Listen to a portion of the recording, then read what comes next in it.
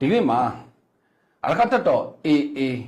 ဝင်ရောက်တိုက်ခိုက်လာမယ်ဆိုရင်မခုခံပဲနဲ့အလံဖြူတောင်လက်နက်ချဖို့ညွှန်ကြားထားတဲ့ရဲမှုကြီးအကြောင်းကိုတင်ပြပေးပါမယ်နောက်တစ်သတင်းတွေမှာလည်းပဲကျွန်တော်တို့အရခတ်မြေပေါ်မှာအကြမ်းဖက်စစ်ခွေးတက်ကတည်သွားတဲ့ကောင်တွေတကယ့်ကိုတရေအရန်ခြောက်နေတယ်ဆိုတဲ့အကြောင်းကိုတင်ပြပေးရမှာပါနောက်ဆုံးမှာတော့မူဆယ်မှာရှိနေတဲ့မွေတစ်ဖွဲ့ဝင်တွေဟာမွေစေဝါမျိုးစုံကို entertainment တွေမှာရောင်းချနေတယ်ဆိုတဲ့အကြောင်းကိုတင်ပြပေးပါမယ်ဒါကြောင့်ကျွန်တော်ရဲ့ဗီဒီယိုကိုအဆုံးထိဝင်ကြည့်ရှုဖို့ကျွန်တော်ရဲ့မိဘတဦးချင်းစီတိုင်းကိုတလေးတစားဖိတ်ခေါ်လိုက်ပါတယ်အရခမြေမှာအကြမ်းဖက်စစ်ခွေးတက်တေးတာလဲတောက်လဲကဲသူမရှိဆယ်သူမရှိစင်းမရှိအင်းမရှိအခြေအနေကျွန်တော်တို့မိဘတွေနေ့စဉ်ကြားနေရပါတယ်ကျွန်တော်တို့လည်းဒါရုပ်သံမှတ်တမ်းတွေဓာတ်ပုံဗီဒီယိုမှတ်တမ်းတွေနဲ့တကွာကျွန်တော်တို့တွေ့ရပါဖြစ်ပါတယ်ဒါပေမဲ့ဒေသခံပြည်သူတွေကအဲ့ဒီစိုးကျိုးတွေကိုအလူလဲခံစားနေရတဲ့အကြောင်းကိုဒီနေ့ထုတ်ဖော်ပြောဆိုလာပါတယ်ဘာစိုးကျိုးတွေလဲအကြမ်းဖက်စစ်ခွေးတက်ကတေးသွားတဲ့ကောင်တွေဟာမကျွတ်မလွတ်ဖဲနဲ့နာနာဘဝတရေအဖြစ်နဲ့အရန်ကိုတရေချောက်နေတယ်ဆိုတဲ့နေရာစုံမှာတရေအချောက်ခံနေရတယ်ဆိုတာကိုကျွန်တော်တို့ကြားသိလိုက်ရပါတယ်ဒါကလည်းကျွန်တော်တို့ဖြစ်နိုင်ခြေအလုံးကိုများပါတယ်ဘာကြောင့်လဲဆိုတော့ဒါညီမျိုးစုံနဲ့တည်သွားတယ်အကြောက်တရားတွေနဲ့တည်သွားတယ်ပြီးတော့သူတို့လှုပ်ခဲ့တဲ့ဒါပြစ်မှုမျိုးစုံကျူးလွန်ခဲ့တဲ့ကောင်တွေတည်သွားတယ်ပြီးတော့တည်သွားတာကိုလည်းသူတို့မိသားစုဝင်တွေအနေနဲ့ဗာတပ်ပြောက်စွန်းဒါမှမဟုတ်ရက်လဲသူရီမဟုတ်ဒါအမျိုးမျိုးပေါ့ဗျာလှုပ်ပေးလို့မရတဲ့အခြေအနေတွေကိုလည်းပဲအကြံဖက်စစ်ခွေးတက်မှာကျွန်တော်တို့ကြားနေရတာဖြစ်တယ်ဆိုတော့မိသားစုဝင်တွေကသူတို့ကိုတပ်ပြောက်စွန်းဒါရည်စက်ချတယ်ပေါ့ဗျာအနာရေးလှုပ်တယ်ပေါ့ဒီလိုအခြေအနေတွေအချို့လောက်ကြပင်မဲ့လဲပဲရခိုင်မြေမှာတည်သွားတဲ့ကောင်တွေဟာမကျွတ်မလွတ်ဖဲနဲ့နာနာဘဝအနေနဲ့ပိတ်တာလူမျိုးတဝဲလေလေဖြစ်နေတယ်ဆိုတာကိုကျွန်တော်ဒေသခံတွေကရန်လည်းတင်ပြပို့ထားတာဖြစ်ပါတယ်သူတို့ဟာကျွန်တော်တို့ရခိုင်မြေမှာကျွန်တော်တို့ဒေသခံတွေကို6လန့်နေတယ်လို့လဲထပ်ပြီးတော့သိလိုက်ရတာပါဟုတ်ပြီကျွန်တော်လက်ရှိအချိန်ဟာတိုက်ပွဲဖြစ်နေတဲ့အချိန်မှာဆိုတော့သူတို့ကိုလည်းပဲဒါ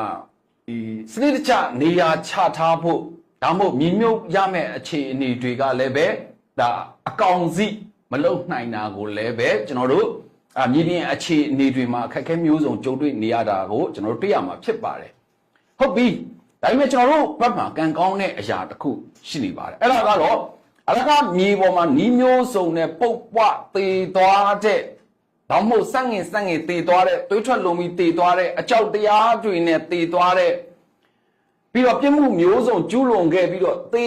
နောက်ဆုံးထွက်သက်ရောက်တဲ့အချိန်ထိဒါမချိမဆန့်ခံစားပြီးတော့သေသွားရတဲ့အကျမ်းဖက်ဖတ်စစ်ခွေးတက်ကကောင်တွေကိုအဲ့ဒီနာနာဘဝတရေတွေအလွန်ကြောက်ရတဲ့အကြောင်းအရာတစ်ခုကိုဒေသခံပြည်သူတွေကအဖြေတွေ့လိုက်ပါတယ်ဒီသတင်းကိုကျွန်တော်ကြားတဲ့အချိန်မှာကျွန်တော်ကိုယ်၌လည်းဒါပထမဖြစ်နိုင်ခြေရှိတယ်ကျွန်တော်တို့လည်းဒါရှင်းတဲ့စစ်မျက်နှာအပြင်ကျွန်တော်တို့ဒါနေရာယူတဲ့အချိန်မှာတဲ6ခံရတဲ့အဖြစ်အပျက်တွေအများကြီးကြုံခဲ့ရပါတယ်ဆိုတော့ကျွန်တော်တင်နေတက်တဲ့ကျွန်တော်တို့ဒေါနာတောင်မှာရှိတဲ့ဒါဒေါနာတရေအကြောင်းကိုလည်းကျွန်တော်ရဲ့ဗီဒီယိုဟိုးအစပိုင်းမှာတင်ပြခဲ့ပြီးဖြစ်ပါတယ်ပြီးတော့ကျွန်တော်လီဂီကောတိုက်ပွဲတွေမှာလည်းပဲကျွန်တော်တို့ဒါညာပိုင်းစစ်စင်ရေးတွေမှာကျွန်တော်တို့ပေါ့နော်ဒါနေရာယူထားတဲ့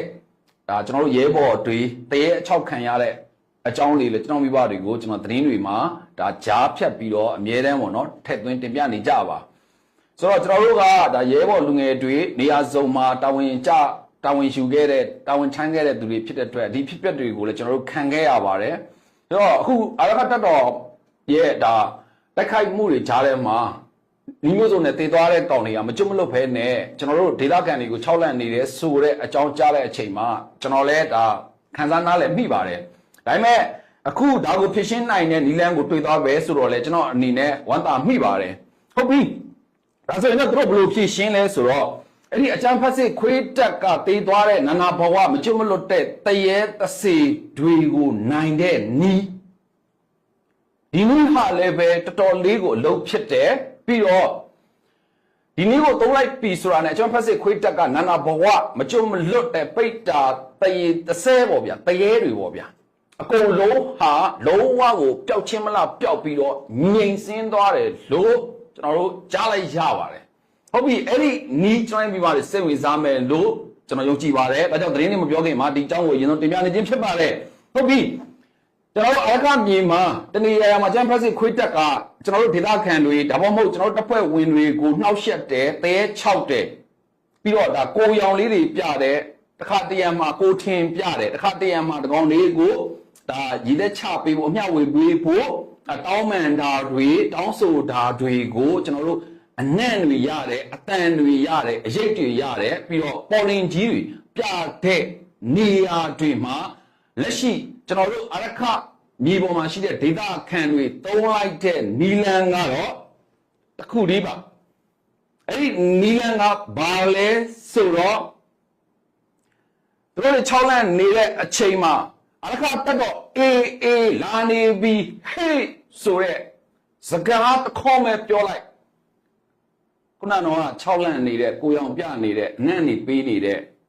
ပြီးတော့အတန်နေပေးနေတဲ့အကြမ်းဖက်စစ်ခွေးတက်ကမကြွမလွတ်တည်သွားတဲ့တရေတစေပိတ်တာမျိုးစုံအကုန်လုံးတက်ပြောင်းညှက်ပြောင်းပျောက်ချင်းမလားပျောက်သွားတယ်လို့ကျွန်တော်တို့ကြားသိရပါတယ်ဒါဟာကျွန်တော်တရားပြန်တဲ့အတွက်တကယ်ကိုနီလန်ကောင်ရှာပေးခဲ့ခြင်းဖြစ်ပါတယ်ဒီနီလန်အားလည်းပဲတကယ်အသုံးတဲ့မှုလို့ကျွန်တော်တို့အရကမြေမှာအချို့တော့မသိတဲ့သူတွေကျွန်တော်တို့ရဲ့ဒါမိသားစုဝင်တွေကိုဒါလေးကို share ပေးဖို့ကျွန်တော်ကမေတ္တာရက်ခံလိုပါတယ်ပြောရမယ့်စကားကတော့ရှင်းပါတယ်ကျွန်တော်တို့အေးလာနေပြီဟေးလို့ခေါ်မယ်ပြောလိုက်ပါအဲ့ဒီကောင်တွေအကုန်လုံးပျောက်ချင်းမလားပျောက်သွားပါတယ်ဘလောက်ထိအရကတက်တော့AUL ကိုကြောက်နေရလဲဆိုရင်တရေတစ်ဖက်မကြွမလွတ်တဲ့ဘဝကိုရောက်နေတာတောင်မှအေးဆိုတဲ့အတန်ကြားတော့ပျောက်တယ်ဆိုတော့ကျွန်တော်ရဲ့မိဘတွေစဉ်းစားကြည့်ပါဒါကြောင့်လည်းပဲမနေ့ကကျွန်တော်တို့သတင်းထွက်ပေါ်လာတဲ့ကျွန်တော်တို့နေရာပြောင်းရွှေ့လာတဲ့ဒုတက်ရေမူကြီးသတင်းပို့ပြီးတာနဲ့သူ့ခုံတော်မှသူမထိုင်ရသေးဘူးအရကတက်တော့AAရဲ့ဂျာပြတ်တိုက်ခိုက်မှုစနိုက်ပါပစ်ခတ်မှုအတွင်းမှာဇီဝိန်ချုပ်သွားပြန်တယ်။ဘာကြောင့်နေရာဒေသသေးသေးမှာမကြွမလွတ်တဲ့ကောင်တွေတဝဲလဲနဲ့သွားရမဲ့ဘုံပြောက်နေတဲ့အခြေအနေတွေကိုကျွန်တော်ကအရင်ဆုံးတင်ပြနေခြင်းဖြစ်တယ်။ဒါဆိုရင်တော့စနိုက်ပါပစ်ခတ်မှုကျွန်တော်တို့ကတုတ်တင်ရှင်းလင်းနိုင်တဲ့အားရပွဲအရကတက်တော့ AA ရဲ့အစွမ်းကိုလည်းပဲတစ်ချက်ကြည့်ကြအောင်ဗျ။ဟုတ်ပြီ။သူ့ရဲ့နာမည်ကဒုတက်ရင်မူဘုံမူဝင်းတန့်ဖြစ်ပါတယ်ဒုတက်ရင်မူကြီးဘုံမူဝင်းတန့်ဒါသူရဲ့နိုင်ဖိစာကိုလည်းပဲကျွန်တော်တို့တွေ့ရမှာဖြစ်တယ်အခါတရံမှာကျွန်တော်သတင်းတင်ဆက်တဲ့အချိန်မှာဒါဟိုဘက်ရုပ်ကသူတွေကကျွန်တော်တို့သတင်းနဲ့ပတ်သက်ပြီးတော့အတီးကြကြမဖော်ပြဘူးလို့ပြီးတော့သူတို့ကိုရွှီးနေတယ်ပေါ့ဗျာဒါမျိုးတွေလည်းသူတို့ကဒါကောင်တာတွေဝင်လာတာရှိပါတယ်ဆိုတော့နိုင်ဖိစာကိုကြည့်မယ်ဆိုရင်ကျွန်တော်တို့သတင်းဘယ်လောက်ထိတိကျလဲဆိုတာကိုကျွန်တော်တို့မြင်တွေ့ရမှာဖြစ်ပါတယ်ထုံးစံတိုင်းပဲဒီအသေးစိတ်ပစ်ခတ်မှုတွေကျွန်တော်တို့တိုက်ပွဲဗီဒီယိုတွေမှတ်တမ်းမှတ်ရာတွေကိုတော့ကျွန်တော်ရဲ့ Telegram မှာပဲကျွန်တော်ရဲ့မိသားစုဝင်တွေဝင်အောင်ကြည့်ရှုပေးပါဟုတ်ပြီဘုံမဝင်တန်နဲ့ပတ်သက်တဲ့မိသားစုဝင်တွေအတွက်တော့စိတ်တော်မကောင်းဘူးဒုတက်ရင်မူရဲ့ထိုင်ကုန်ကိုတော့မထိုင်ရသေးဘူးလမ်းမတင်ပဲစန့်ငင်ဖြစ်ပြီးတော့ထုံးတဲ့အတိုင်းပဲမစီတော်ကြိုက်ချင်မြအဝီစီငရဲကိုဆင်းတော့ပါတယ်အဝီစီငရဲမရောက်သေးခင်ကာလလေးမှာပဲတဝဲလဲတရေတပတ်ဖြစ်နေအောင်မယ်လို့တော့ကျွန်တော်ထင်ပါတယ်ဒါဆိုရင်တော့သူရှိသွားတဲ့အချိန်မှာသူ့ရဲ့တက်ကရှည်တဲ့ရခိုင်ကိုရောက်ရှိနေပါတယ်ရောက်နေတဲ့နေရာကကြောက်ဖြူပါဆိုတော့ကြောက်ဖြူရောက်နေတဲ့အချိန်တရင်မှုကိုတွားပြီးတော့သတင်းပို့ပါတယ်တရင်မှုကိုသတင်းပို့ပြီးတော့သူထိုင်ရမယ့်နေရာကိုပြန်လာတဲ့လမ်းမှာပဲအရကတက်တော့ AA ကစနိုက်ပါနဲ့ရှင်းထုတ်လိုက်ခြင်းဖြစ်ပါတယ်ဟုတ်ပြီဒီပစ္စည်းမှာအရကတက်တော့ AA ပြစ်ခဲ့လိုက်တဲ့စနိုက်ပါကြောင့်သိဆုံးသွားတယ်လို့ကျွန်တော်တို့ကတော့ဒါတိကျတဲ့သတင်းတွေနဲ့ကျွန်တော်တို့ဒါတင်ပြဖို့အချို့အချက်လက်ခက်ခဲလေးတွေရှိပေမဲ့ဟိုဘက်ကကျွန်တော်တို့ဒုတိယမှုရဲ့နိုင်ဖိစာကတော့ ဘလူပြန်သွားပါတယ်ဒီအချိန်လေးတွေကိုလည်းတွားရမိပါလေတကယ်ကိုအားရပွဲတွေ့ရမှာဖြစ်ပါတယ်ဗျဟုတ်ပြီဒီအပိုင်းတွေအတွင်းမှာကျွန်တော်တို့ဒါတရုတ်စီမံကိန်းနဲ့ပတ်သက်တဲ့နေရာတွေပြီးတော့ကျွန်တော်အကြမ်းဖက်စစ်ခွေးတက်လုံးဝကိုမစုံတန်းခံစစ်ပြင်ဆင်နေတဲ့နေရာကိုအလကားတက်တော့အေးအလုံးအရင်နဲ့ဝင်တိုက်ခိုက်သိမ်းပိုက်နေတဲ့သတင်းကောင်းတွေအများကြီးရှိပါတယ်ဆိုတော့အဲ့ဒီမှာရှိတဲ့ဒါဘုံမူကြီးတွေဒူရင်မူကြီးတွေတရင်မူကြီးတွေစသည်အားဖြင့်ဒါအလံဖြူထောင်လက်နဲ့ချတယ်ဆိုတဲ့အကြောင်းတွေလည်းမနေ့ကကျွန်တော်တင်ပြခဲ့ပြီးပါပြီဟုတ်ပြီဒါဆိုရင်တော့ကျွန်တော်အလကားမြေပေါ်မှာကျန်းဖက်စစ်ခွေးတက်ဟာမကြခင်မှာပျောက်ကွယ်တော့မှာဖြစ်ပါတယ်လက်ရှိနောက်ဆုံးရစေရသင်းလေးတစ်ခုကိုထည့်သွင်းပြီးတော့ပြောချင်ပါတယ်အဲ့ဒါကတော့ကြောက်ဖြူအနီးမှာရှိတဲ့ချီလီချေမြန်တရင်စခန်းဌာနချုပ်ကိုအလကတတော် AA ကဝင်ရောက်တိုက်ခိုက်တိမ့်ပိုက်နေပါတယ်အဲ့ဒီမှာဒေါ်လာဘီလီယံနဲ့ချီတဲ့တန်ကြီးရှိတဲ့တရုတ်ရင်းနှီးမှုန့်နယ်မှုတွေရှိတဲ့ကြောက်ဖြူမြို့အတွင်းကခါလာယာ34ကိုအလကတတော် AAလက်နက်ကြီးတွေနဲ့တရဆက်ပစ်ခတ်ချေမှုန်းတိုက်ခိုက်နေပြီဖြစ်တဲ့အကြောင်းကိုရင်းကောင်းလေးကြိုတင်ပြောပြပါစီဟုတ်ပြီဒါဆိုရင်တော့အလကတက်တော့ AA ရောက်လာရင်မခုခံဘဲနဲ့လက်နက်ချဖို့လမ်းဖြူလေးဝှေ့ရန်ပြဖို့အမိန့်ပေးညွှန်ကြားထားတဲ့ရဲမှုကြီးအကြောင်းကိုကျွန်တော်တင်ပြပေးပါမယ်ဒီပြစ်စင်ကတော့ AR မှာပါတော့ကျွန်တော်တို့ AR မှာဒါကျွန်တော်တို့သတင်းကောင်းတွေအများကြီးရှိပါတယ်ကျွန်တော်မိပါရယ်လက်ရှိ AR view ဟာကတ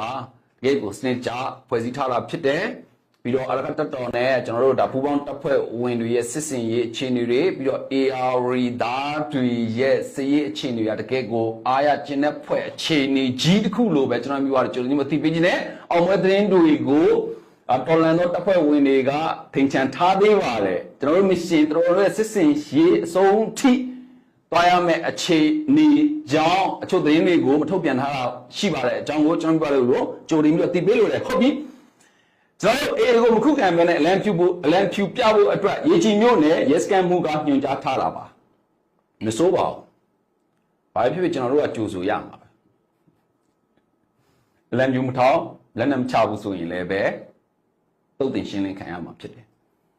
ကြိုတင်ပြီးတော့လဲသူတို့ကတိုင်ပင်ညှိနှိုင်းထားတဲ့အခြေအနေတွေကြားသိရတဲ့အတွက်လဲဒါကျွန်တော်တို့ဒါအထူးကိုဝမ်းမြောက်မိပါတယ်ဒါပေမဲ့ရန်သူကို short တက်လို့မရဘူးဒီကောင်တွေဟာကလင်ငစ်ကောင်တွေဖြစ်တယ်အရာဝတ္တကြုံပြော်မျိုးနဲ့ရေကြည်မျိုးနဲ့အတွင်းထဲမှာကြုံပြော်ခရိုင်ရေကြည်မျိုးနဲ့အတွင်းထဲမှာအရကတက်တော်အေးရောက်ရှိလာပါကဒါခုခံတိုက်ခိုက်မှုကိုပြမလုပ်ဖ ೇನೆ အလံဖြူထောင်ဖို့အတွက်ရေကြည်မျိုးနဲ့ရေစကန်မှုကသူ့ရဲ့လောက်ခံရဲခွေးတပ်ဖွဲ့ဝင်တွေကိုညွှန်ကြားထားတယ်လို့ရေကြီးကရဲသတင်းအရင်းမြစ်ကကြားသိထားတာဖြစ်ပါတယ်။နောက်25ကျွန်တော်တို့ဒါနှစ်စပိုင်းမှာကျွန်တော်အရကတပ်တော်နဲ့ပူပေါင်းတပ်ဖွဲ့ဝင်တွေက AR နဲ့ကျွန်တော်တို့ဒါနေဆက်ဒေတာတွေကိုထိုးသိမ်းတိုက်ခိုက်ခဲ့တာတဲ့တိုက်ပွဲတွေမှာသူတို့စီကိုရောက်လာရင်ခုလိုမျိုးပြန်လဲတုံ့ပြန်မှုကြိုတင်ပြီးတော့စီစဉ်ထားတယ်လို့ကျွန်တော်သိထားရပါတယ်။ဒါလာတိကျနဲ့ပြောမယ်ဆိုရင် April လထဲက scan မှုကကြိုတင်ပြီးတော့ပြောထားတယ်လို့လည်းကျွန်တော်တို့သိရပါတယ်။ဒီပြောတဲ့စကားတွေမှာကိုယ့်အသက်ထက်အရေးကြီးတာဘာမှမရှိဘူး။အေးတပ်ဖွဲ့ဝင်တွေမြင်တာနဲ့ပြန်မတိုက်နဲ့အလံဖြူဒါချလိုက်ဆိုပြီးတော့မှာထားပါတယ်။ဆိုတော့အဲ့ဒီမှာကျွန်တော်တို့ဒါအဓိက case scan တွေအဓိက case scan တွေမှာတာဝန်ကျနေတဲ့ရဲခွေးတွေအကုန်လုံးကိုသူကို၌ပြောဆိုသတိပေးခြင်းဖြစ်ပါတယ်။ရှင်တဲ့လူတွေလည်းအလကတတော် AA ပူပေါင်းတပ်ဖွဲ့ဝင်တွေကိုဖင်တုံအောင်ကြောက်ရတယ်။တည်သွားတဲ့ကောင်တွေကလည်းအလကတတော် AA ဆိုတဲ့အတန်ကြားတာနဲ့လည်းပျောက်ချင်းမလားပျောက်ချစ်ရှူရောချစ်ချေးပါထွက်ရအောင်ကြောက်ရတယ်။ဆိုတော့ဒါဟာတမိုင်းတစ်ပတ်လည်နေခြင်းဖြစ်ပါတယ်။ဟုတ်ပြီကျွန်တော်အလကတက်တော်နဲ့ပူအောင်တပ်ဖွဲ့ဝင်တွေဟာ2024ခုနှစ်ပိုင်းတွေမှာကျွန်တော်တို့ဒါ AR နဲ့ဒါထိစက်နေတဲ့ဒါကွာကိုတက်ခက်သိမ့်ပိုက်ပြီးတော့2025နှစ်စပိုင်းမှာ AR ရခိုင်နယ်ဆက် AR ပဲခူးနယ်ဆက်ရခိုင်မကွေးစတဲ့နေရာတွေကိုစစ်မျက်နှာဖြင့်အစုံဖွင့်လှစ်ပြီးတော့ထိုးစစ်ဆင်တိုက်ခိုက်ခဲ့ခြင်းကိုကျွန်တော်ရဲ့မိဘတွေတကယ်ကိုအားရဖွယ်တွေ့မြင်ရမှာဖြစ်ပါတယ် ဒါဆိုရင်တော့လက်ရှိအချိန်မှာအရကတက်တော့ AA ဟာကြောက်ဖြူမြို့သိမ်းတိုက်ပွဲနဲ့အတူအခြားသောစစ်မျက်နှာပြင်တွေကိုလည်းချိန်နဲ့တစ်ပြိုင်နက်တည်းမှာဖွင့်လှစ်ပြီးတော့ကျွန်တော်တို့ပူးပေါင်းတပ်ဖွဲ့ဝင်တွေဟာလည်းပြည်အဝကျွန်တော်တို့ပူးပေါင်းဆောင်ရွက်လှုပ်ဆောင်နေတာကိုထူးခြားစွာတွေ့ရမှာဖြစ်ပါတယ်ဆိုတော့ကျွန်တော်တို့အချို့သောသတင်းအရင်းမြစ်တွေမှာလက်ရှိတိုက်ပွဲသတင်းတွေဟာနင်းငယ်တော်မှတိမ်လို့ပြီးတော့အခြားသောသတင်းတွေဖုံးလွှမ်းဖို့ကိုအကြံဖတ်စစ်ခွတ်တဲ့မီဒီယာအတိုင်းဝိုင်းကလှုပ်ဆောင်နေတာကိုလည်းကျွန်တော်မိဘတွေသတိပြုဆင်ခြင်ဖို့အရေးကြီးပါတယ်နောက်25ဟာကျွန်တော်တို့စီရေးအတွက်အရေးကြီးဆုံးနှစ်လည်းဖြစ်တဲ့အကြောင်းကိုကျွန်တော်ချိန်ဖန်များစွာသတိပေးခဲ့ပြီးပါပြီဒါဆိုရင်တော့လက်ရှိအချိန်မှာအကြံဖတ်စစ်ခွတ်တဲ့ရဲ့တိုင်းဌာနချုပ်တွေအပြင်နောက်ထပ်အောင်မသတင်းအများပြားကိုတတိတန်းကြီးကျွန်တော်တို့ရင်ခုန်စွာစောင့်မျှော်ရင်းနဲ့မူဆယ်မှာရှိနေတဲ့မွေးတပ်ဖွဲ့ဝင်တွေလှုပ်ရှားနေတဲ့အကွက်တွေကိုကျွန်တော်ဖော်ထုတ်ပေးပါမယ်ဒေသခံပြည်သူတွေသင်ပြဖို့ထားတာဖြစ်ပါတယ်ရေော်ရှမ်းလေးမိသားစုဝင်တွေအားလုံးတဝူးချင်းစီတိုင်းကိုကျွန်တော်အမြဲတမ်းတံမိုးထားလေးစားလျက်ရှိပါတယ်ဟုတ်ပြီကျွန်တော်မူဆယ်မှာရှိတဲ့မွေးတပ်ဖွဲ့ဝင်တွေဟာသူတို့ဖမ်းမိထားတဲ့မွေးဆေးတွေကိုကျွန်တော်တို့ entertainment တွေမှာပြန်လည်ရောင်းချနေခြင်းဖြစ်တဲ့အကြောင်းပါKTV sport ပြီးတော့ခြားသောclub တွေပေါ့ဗျာ entertainment တွေပေါ့နော် mini bar တွေလည်းပါပါတယ်ဆိုတော့အဲ့ဒီနေရာတွေမှာသူတို့ဖမ်းထားတဲ့သူတို့သိမ်းထားတဲ့မွေးဆေးတွေကိုသူတို့ပြန်ရောင်းနေတာဖြစ်တယ်ဒါတွေကအခုမှတော့မဟုတ်ပါဘူးဟိုးအရင်တွေကသူတို့ဖမ်းတယ်ကျွန်တော်တို့မြမအလင်းတို့မြမအမှောင်တို့ MRT4 တို့မှာကျွန်တော်မိပါတယ်တွေ့ရမှာဖြစ်ပါတယ်မီးရှိုးပြတယ်တို့ဘာတို့ညာတို့ပေါ့ဗျာထုတ်တာလဲသူတို့ပဲဖမ်းတာလဲသူတို့ပဲပြီးလိုက်မီးရှို့ပြတာလဲသူတို့ပဲပြီးမှအဲ့မွေးစင်းနဲ့ပတ်သက်ပြီးတော့သတင်းတွေကပို့ပြီးတော့များလာတာပဲရှိတယ်တကယ်ထိတ်သီးကောင်းဆောင်တွေကိုမဖမ်းဘဲနဲ့အောက်မှာရှိတဲ့လက်တို့ရောင်းနေတဲ့လူတွေကိုပဲဖမ်းပြီးတော့အမှုပြနေခြင်းဖြစ်တယ်ဆိုတာလဲကျွန်တော်မိဘတွေအားလုံးသိပြီးဖြစ်ပါလိမ့်မယ်ဟုတ်ပြီKTV နဲ့လောင်းစားရှုံအားလုံးမှာကေနဲ့ယာမရောင်းနေတာကိုရဲတွေကလည်းသိပါတယ်ဖမ်းလဲမဖမ်းကြပါဘူးမဖမ်းတာကလည်းသူတို့ကိုယ်တိုင်ကရောင်းချခိုင်းနေတယ်လို့ကျွန်တော်တို့ဒေသခံကသတိပေးဖို့ထားတာဖြစ်ပါတယ် SB ကရဲမှုကိုကြိုင်ဆိုရင်ကီလိုအလိုက်ရောင်းချခိုင်းထားတယ်ပြီးတော့အဲ့ဒီကိစ္စကိုလည်းပဲအဲ့ဒီမှာတာဝန်ကျနေတဲ့ရဲခွေးတွေပေါ့ဗျာတပ်ဖွဲ့ဝင်တွေအကုန်လုံးသိတယ်လို့ဆိုပါတယ်ဒါဆိုရင်တော့စောစော1လမ်း3လမ်း4လမ်းဗိမဲအသုံးပြုနေတဲ့ဒေသခံတွေကိုအဆိုပါမွေးအဖွဲ့ကဟန်ပြဖမ်းပြပြီးတော့လက်လီလက်ကတိုင်ကြီးတွေကိုဖမ်းဆီးတာမလုပ်ဖက်နဲ့လိုင်းကြီးယူပြီးတော့ရောင်းချခွင့်ပြုထားကြောင်းကိုလည်းပဲဆက်လက်ပြီးတော့ပြောဆိုထားပါတယ်ညဘစစ်ခွေးအာနာသိမ့်ပြီးတဲ့နောက်ပိုင်းမှာစပါနဲ့ KTV မွေးစီတွေကိုပေါ်ပေါ်ထင်းထင်းရောင်းချသုံးဆွဲနေတာကိုကျွန်တော်တို့မြန်မာနိုင်ငံနေရာဒေသအသီးသီးမှာတွေ့ရမှာဖြစ်တယ်ကျွန်တော်တို့နေဆက်ဒေသတွေသူတို့ပေါ့နော်သူတို့အုပ်ချုပ်လို့ရတဲ့အချို့နေရာလေးတွေမှာသူတို့ကအဲ့ဒါကိုစီးပွားဖြစ်လှုပ်ဆောင်ပြီးတော့သူတို့တင်စီထားတဲ့မွေးစီတွေကိုသူတို့ကိုယ်၌ပေါ်ပေါ်ထင်းထင်းပြန်ရောင်းနေတာကိုကျွန်တော်တို့ဒီနေ့နောက်ဆုံးတက်တည်နဲ့ကွာကြားသိနေရတာဖြစ်ပါတယ်ရန်ကုန်မှာရှိတဲ့ကျွန်တော်ရဲ့မိသားစုဝင်တွေကျွန်တော်ရဲ့အမိဖတွေအထူးသတိဝေးပါသူတို့ဟာလူငယ်တွေကိုဖိန်းချုပ်နိုင်တဲ့နီလန်းများစွာတဲမှာမွေးဆေးကိုလွယ်လင်းတကူရအောင်ပြောချင်တာကတော့ဈေးနှုန်းကအစအမျိုးမျိုးသူတို့တွေပုံဖော်ဖန်တီးပြီးတော့ကျွန်တော်တို့လူငယ်တွေကိုဖြတ်စည်းနေတာအခုမှမဟုတ်ပါဘူးငကိုကလေးကပါဒီလိုပိုင်းနဲ့ပတ်သက်ပြီးတော့မွေးဆေးနဲ့ပတ်သက်ပြီးတော့နောက်ပိုင်းဆိုရင်တော့ K ပေါ့ဗျာခေဆိုတဲ့မွေးစေးဝါးထွေဟာလည်းတကယ်ကိုနေရာတိုင်းမှာအလွယ်တကူဝယ်ယူလို့ရတယ်ဆိုတာကိုရန်ကုန်မန္တလေးမှာရှိတဲ့ကျွန်တော်တို့မိဘပြည်သူတွေကောင်းကောင်းသိမှာပါကျွန်တော်ရဲ့ရဲဘော်ရဲမညီကိုတွေဆိုရင်ပိုသိမယ်လို့ထင်ပါတယ်ဗျဟုတ်ပြီမူဆယ်မြို့ပေါ်မှာလိုင်စင်ရ KTV နဲ့လိုင်စင်မဲ့ KTV နှစ်ခုလုံးမှာလိုင်းကြီးပေးဖို့မလိုဘဲနဲ့မွေးစေးဝါးနဲ့ပြည်ထလုပ်ငန်းတွေတွဲဖွင့်ထားတဲ့ယုံအကြီးအသေးတစ်လကို25သိန်းကနေ300အထိပေးရတယ်လို့လေကျွန်တော်တို့ထပ်မံပြီးတော့သိရှိထားရပါတယ်ဒါဟာလိုင်းကြီးဖြစ်ပါတယ်ဆိုတော့အချို့သောတပ်ဖွဲ့ဝင်ရဲပေါ့နော်ရဲခွေတွေပြီးတော့အချို့သောနေရာလေးရလာတဲ့သူတွေဟာ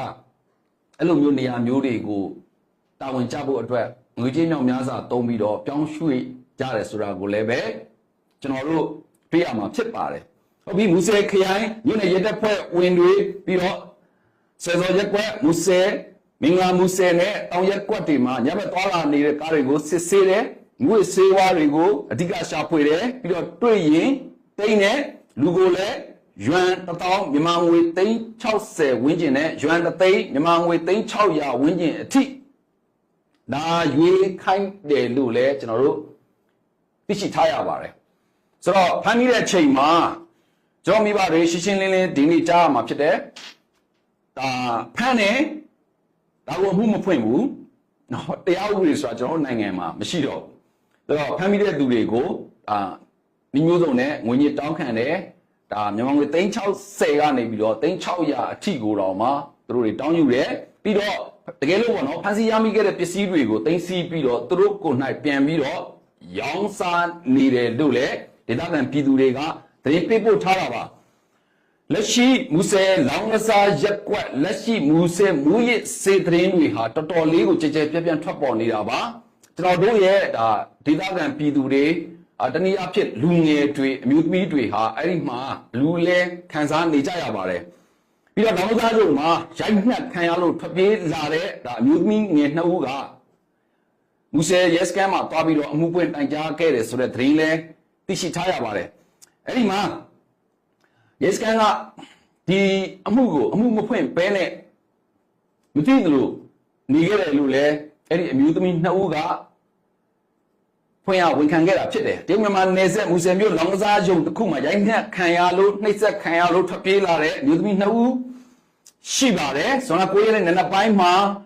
မူဆယ်မြို့နယ်ရဲစခန်းကိုတွားရောက်အကူအညီတောင်းခံခဲ့တာဖြစ်ပါတယ်ရဲတွေကဘာအကူအညီမှမပေးဘူးအမှုဖွင့်ပြီးတော့သမီးတို့ရဲ့နေရာပြန်ဖို့အတွက်ပြန်ပြောတယ်ဆိုတော့အဲ့ဒီနေရာမှာနှိပ်စက်ခံရလို့အဲ့ဒီနေရာမှာရိုက်နှက်ခံရလို့လာတိုင်ပါလေဆိုအဲ့ဒီနေရာကိုပြန်ခိုင်းပါတယ်ဆိုတော့သူတို့ကလည်းပြန်ပြောပါတယ်သမီးတို့မပြန်ရဲဘူးကူညီပေးပါလို့သူတို့ကပြောပါတယ်အဲ့တော့အနားမှာရှိတဲ့တာဝန်မှုဆိုတဲ့သူကဒီမှာလည်းမိန်းကလေးတွေနေလို့မရဘူးတဲ့တဲခုခန်းမှာသွားနေဖို့သူကပြောပါတယ်ဆိုတော့အမျိုးသမီးငယ်2ဦးကလည်းပြန်ပြောပါတယ်ကျမတို့ဟိုကနေပြီးတော့ထွက်ပြေးလာတဲ့အတွက်မှတ်ပုံတင်မပါလာပါဘူးမှတ်ပုံတင်မပါတဲ့အတွက်တဲခုခန်းမှာသွားတဲဖို့လည်းခက်ခဲရှိပါတယ်တကယ်လို့တဲခုခန်းမှာသွားတဲမယ်ဆိုရင်လည်းသူတို့ရဲ့လုံခြုံရေးအခြေအနေပေါ့နော်ဒီအခြေအနေကလည်းအလွန်ကိုစိုးရင်ရတဲ့အခြေအနေဖြစ်တဲ့အကြောင်းကိုရှင်းပြပေးမယ်လည်းပဲသူတို့ကဒီမှုနဲ့ပတ်သက်ပြီးတော့လုံးဝကိုသူတို့တွေစိတ်ဝင်စားခြင်းမရှိဆိုတော့ကုညီပြရစီဆိုတဲ့စိုင်းဘုတ်ကလည်းပဲပျက်စီးနေတာကိုလည်းကျွန်တော်တွေ့ရမှာတယ်ဆိုတော့ဒီကနေ့ဒါဖြစ်စဉ်နဲ့ပတ်သက်ပြီးတော့အဲ့ဒီအမျိုးသမီးငယ်2ဦးကလည်းပဲကုညီပြစီဆိုတဲ့စကားဟာအလကားဖြစ်နေတယ်ဆိုတဲ့အကြောင်းကိုသူတို့ထပ်ပြီးတော့ဒါပြောဆိုထားတာကိုကျွန်တော်တွေ့ရမှာဖြစ်တယ်တကယ်လို့အကျဉ်းနာတရားမရှိတဲ့ရဲတွေပါအမှုဖွင့်နေတာပြောတယ်အခုထိလည်းဘာမှမဆက်သွယ်လာဘူးပြီးတော့ဘာကာကွယ်မှလည်းမပေးဘူးလို့ကဲရှင်2ဦးကပြောဆိုထားတာဖြစ်ပါတယ်အဲ့ဒီမျိုးသမီး2ဦးရဲ့ဖြစ်စဉ်ကလည်းပဲနေရောညပါအလုပ်ဆင်းရတာဖြစ်တယ်စီတော့သူတို့မှနားရမရှိပြီးတော့သူတို့မှငင်းဆန်ခွင့်မရှိသူတို့မှဘာလူသမားခွင့်ရဘာလူခွင့်ရဘာကြိုးမြတ်မှတစ်ခုမှမရှိတဲ့အခြေအနေမှာသူတို့မခံနိုင်တဲ့အဆုံးမှာသူတို့ဟာရန်ကိုပင်ပန်းနေတယ်သူတို့နားဝင်ပေးပါဆိုတဲ့စကားမျိုးပြောမိလို့အဲ့ဒီအလုပ်ရှင်တဲ့မန်နေဂျာတွေကသူတို့ကိုရိုင်းနဲ့နှိပ်စက်တယ်လို့ကျွန်တော်တို့သိထားရတာပါဒါကြောင့်မူဆယ်မှာရှိနေတဲ့ကျွန်တော်မိဘပြည်သူတွေကျွန်တော်တို့ညီကိုမောင်မတွေဝင်းရကူညီနိုင်ဖို့အတွက်ကျွန်တော်ကဒီသတင်းလေးကိုပြန်လဲမျှဝေပေးခြင်းဖြစ်ပါတယ်အဲ့ဒီမှာဒါလက်ရှိပေါ့နော်ဖြစ်ပွားနေတဲ့ဒါမူဆယ်ပတ်ဝန်းကျင်မှာရှိတဲ့ဓမ္မသားယုံတွေအခုလိုမျိုးမူဝစ်ဆေးကိစ္စတွေမှာသူတို့ဟာလိုင်းကြီးတွေပဲရယူပြီးတော့ကျွန်တော်တို့အယက်သားပြည်သူတွေဘက်မှာလုံးဝမရက်တည်ပဲနဲ့သူတို့ငွေရဖို့အတွက်ပြီးတော့သူတို့လုပ်ငန်းရှင်တွေနဲ့ပူးပေါင်းပြီးတော့အကျိုးမြတ်များများဆဆရယူနိုင်ဖို့ကိုပဲသူတို့လှုပ်ဆောင်နေတာကိုကျွန်တော်ထင်ရှားတော့တွေ့ရမှာပါအဲ့တော့ဒီကာလဟာကျွန်တော်တို့ဒါတော်လန်တော့အချိန်လည်းဖြစ်တယ်ပြီးတော့လက်ရှိကျွန်တော်တို့ပြည်သူရဲ့အာဏာကိုမတရားလူယူထားတဲ့အ အုပ်စုဟာလည်းပဲလက်ရှိကျွန်တော်တို့နိုင်ငံနေရာဒေသအသီးသီးမှာအုပ်ချုပ်လို့မရတဲ့အခြေအနေမှာအုပ်ချုပ်ရေးပျက်စီးယူရင်းနေတာကိုခွင့်ရေးယူပြီးတော့အခုလိုမျိုးဒီမျိုးစုံနဲ့ဖိနှိပ်မှုတွေ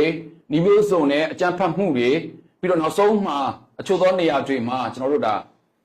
မိမိရဲ့အသက်ကိုယ်တော်မှဒါပေးခဲ့ရတဲ့အခြေအနေမြောက်များစွာကိုကျွန်တော်တို့တွေ့နေရပါတယ်ဒါကြောင့်ကျွန်တော်ရဲ့မိဘပြည်သူကျွန်တော်ညီကိုမောင်မအထူးပြုစိုက်ပေးပါသူတို့ဟာဘာမှပြောလို့မရတဲ့အခြေအနေထိကိုခွေးယူလိုမျိုးဖြစ်နေတယ်ဆိုတာကိုလည်းကျွန်တော်တို့တွေ့ရမှာဖြစ်ပါတယ်ဟုတ်ပြီဒီကနေ့မှာကျွန်တော်တင်ပြခဲ့တဲ့အကြောင်းအရာတွေထဲမှာကျွန်တော်ရဲ့မိဘတွေဒါဂျမ်ဖတ်စစ်ခွေးတက်ရဲ့လက်ရှိအခြေအနေတွေနဲ့သူတို့တက်တွင်းအခြေအနေတွေကိုကျွန်တော်တို့နေ့စဉ်ရက်ဆက်သတင်းကောင်းတွေကြားနေရတာဖြစ်တယ်ကျွန်တော်တို့ဘက်ကတော့သတင်းကောင်းသူတို့ဘက်ကတော့သတင်းဆိုးပေါ့ဗျာဒါအပြင်အချို့သောသူတို့အုပ်ချုပ်နေတဲ့နေရာတွေမှာကျွန်တော်တို့ရသားပြည်သူတွေကိုအခုလိုပဲဒါနီးမျိုးစုံနဲ့ငွေညှစ်တောင်းရန်စားတော့ဖိနှိပ်နေတာတွေကိုတင်ပြခဲ့တာကျွန်တော်မိမအားရနှစ်သက်မယ်လို့မျှော်လင့်ပါတယ်နောက်လာတဲ့ဗီဒီယိုတွေကိုဒီတက်ပို့ကောင်းအောင်ကျွန်တော်စူးစမ်းပေးပါမယ်လည်းနဲ့ဘေးစစ်ပြီးကပီကြောင့်နဲ့ကျွန်တော်နိုင်ငံတွင်းမှာရှိတဲ့မိဘတအူးချင်းစီတိုင်းပြင်းနဲ့ကင်းရှင်းပါစေကြောင်းလေးနက်စတောင်းရှင်းနဲ့